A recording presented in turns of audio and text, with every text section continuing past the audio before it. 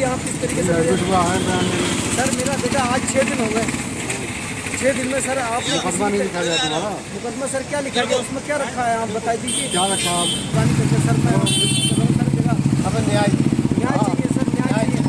जाके तो धागा लगाएंगे, सर जालिम का साथ देने वाला जालिम आप जाएंगे तभी तो कंप्यूटर में लिखेंगे। आप बहुत हल्के में लिया है सर। मैं सर हमें न्याय चाहिए, न्याय न्याय ही होगा सर, ये साइबर के साथ है। मैं आपको 10 आदमी क्रिमिनल आदमी है। डॉक्टर साहब, अभी यहाँ पर जो एक दौरनिया से एक युवक को मारा पीटा गया था, जिसकी वजह से उसकी गर्दन पे काफ़ी चोट आई है और इतना बुरी तरह से मारा है कि उसको सही से बोल भी नहीं पा रहा है। तो उसके हालात कैसे हैं आप, क्योंकि आप उसको ट्रीटमेंट कर रहे हैं तो आपको पता होगा सर। ऐसा है, ये बच्चा हमारे पास आया था 4-5 दिन पहले। जी। जब बच्चा आया था तो पूरी तरीके से बेहोश था, जी। रेस्पिरेटरी डिस्ट्रेस में था, सांस बहुत ख़राब ले रहा था जी। और इसकी ऑक्सीजन भी कम चल रही थी। तुरंत हमने बच्चे को आईसीयू में एडमिट किया। जी। और उसका जब देखा, एग्जामिन किया, तो उसकी गर्दन पर आगे की तरफ खरोंच के निशान थे, ऐसे जैसे कोई भी भारी चीज़ से, पैर से, जूते उते से उसको रगड़ा गया हो। अच्छा। इस तरह के निशान थे और बच्चे को सांस में बहुत दिक्कत थी। उसका हमने ट्रीटमेंट दिया, 2-3 दिन भर्ती रहा। बच्चे को होश आया, थोड़ा बोलने भी लगा, समझने लगा, हल्का फुल्का खाने भी लगा था। लेकिन बच्चा घबराया हुआ इतना था, उसने अपने मुंह से ये नहीं बताया कि उसके साथ क्या हुआ। अच्छा। हमने पूछने की कोशिश की, घर वालों ने ज़रूर बताया कि शायद किसी के साथ हुआ है, किसी ने मारपीट करी है इसके और उसने पैर वैर से शायद रगड़ा है इसे। फिर ये छुट्टी हो गई थी, घर चले गए थे, पैसे नहीं थे इनके पास बेचारों के इलाज के, तो ये घर ले गए, बोले साहब ठीक है बच्चा हमारा, छुट्टी कर दीजिए। लेकिन कल रात में फिर दोबारा से ये लेकर आए हैं कि सांस में बहुत दिक्कत हो रही है, बच्चे को बेहोश हो रहा है। तो दोबारा जब आया तब भी बेहोशी कंडीशन में था। हमने उसका CT स्कैन कराया है, उसमें थोड़ा सूजन आई है दिमाग में।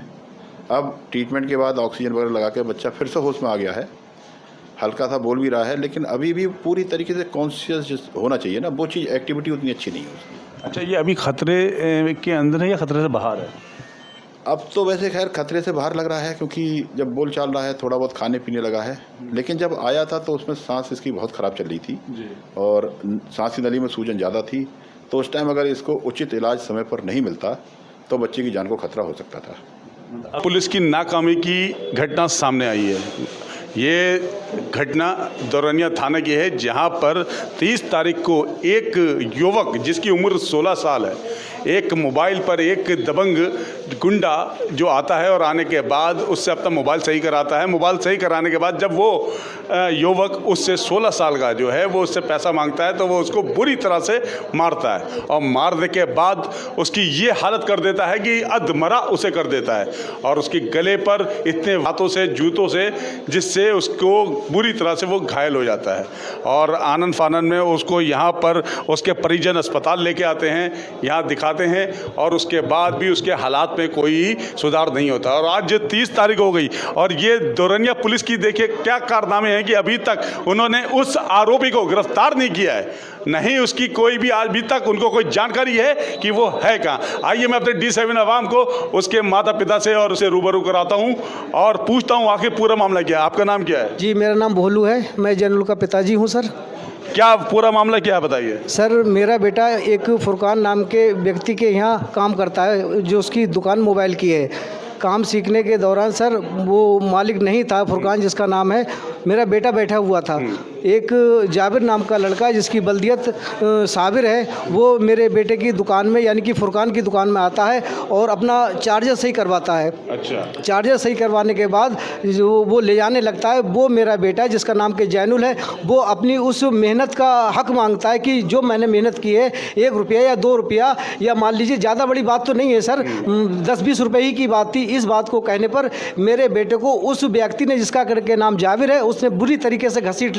अब मैं उस लड़का जो युवक है जो यहाँ पर इस टाइम ICU में भर्ती है, मैं उसके चाचा से बात करना चाहूँगा कि आखिर पुलिस इनकी क्यों नहीं सुन रही है। उन्होंने पैसा दे रखा है उनको।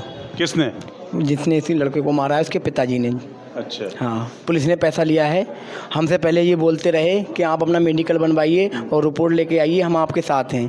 पर शाम को उन्होंने क्या काम किया, उसके वालिद आए और उसको पैसा दे गए, पुलिस वालों को, सारे लोगों को पैसा दिया और उसके बाद वो हमारी कोई सुनवाई नहीं कर रहे हैं। मैं ये कह रहा था कि आप जो ये कह रहे हो कि आपका आरोप है कि पुलिस ने पैसा खाया है, ठीक है, तो मतलब ये था कि क्या आपको पता है कि जो आरोपी है वो दोरनिया में है? दोरनिया में है सर, वो यहाँ पे हमारे टंकी पड़ती है पानी की, उसके सामने बाग है, बाग में परसों वो स्मैक पीता नज़र आया है। वहाँ पे हम लोगों ने देखा है, पुलिस उसको बिल्कुल गिरफ्तार नहीं करी क्योंकि पुलिस ने पैसा ले रखा है उससे, और पैसा लेने वाला तो जब पैसा खाएगा तो उसका पक्ष ज़रूर करेगा। हमसे भी बोल रहे हैं कि हम तुम्हारे साथ हैं, पर हमारे लिए कोई उनकी सुनवाई नहीं है, नहीं वो हमारी तरफ देगा। प्रशासन की इतनी बड़ी लापरवाही है कि हमारे साथ में वो बिल्कुल अन्याय छोड़ो, वो हमारी तरफ देखना पसंद नहीं कर रहे हैं, हमारी बात पे कोई यकीन नहीं कर रहे हैं।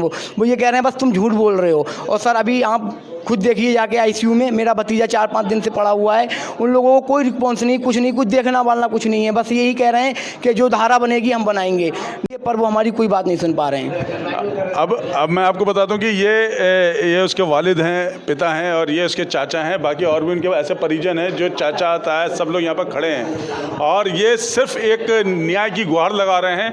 और इनका आरोप है, इनके चाचा का, उनके वालिद का, पापा का, कि वो पुलिस ने उनसे पैसा खा लिया है, इस वजह से उन्हें गिरफ्तार नहीं किया जा रहा है जो आरोपी है। और आरोपी खुलेआम अभी भी दोरनिया में, जैसा कि इनका आरोप है कि दोरनिया में वो अभी भी वहाँ पर मौजूद है और पुलिस उस पर हाथ नहीं रख रही है। मैं एक चीज़ ये जानना चाह रहा हूँ कि आखिर ये कब तक यूपी में इस तरह की ये शर्मनाक हरकतें ये कब तक चलेंगी और इस पर कोई भी किसी तरह की कोई भी कमांड नहीं कसी जा रही। गरीब होना क्या गलत है?